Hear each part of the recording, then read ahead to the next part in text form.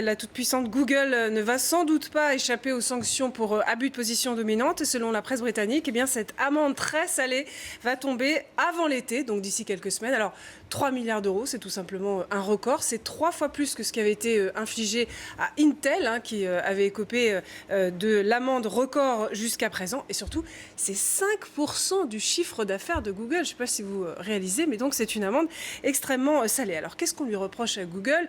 Eh bien, on en a déjà parlé. On lui reproche de manipuler les résultats de son moteur de recherche à travers ses algorithmes pour favoriser ses propres services, avant ceux de ses concurrents. Et c'est vrai que si vous tapez un mot-clé, en général sur Google, vous tombez sur les services de Google, YouTube ou Maps, avant ceux des concurrents.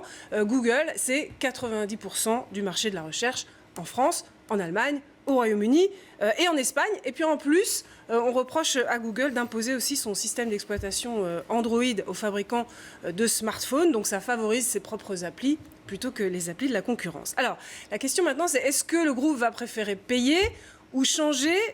Difficile de croire qu'elle offrira suffisamment de garanties dans les jours qui viennent pour échapper à cette amende.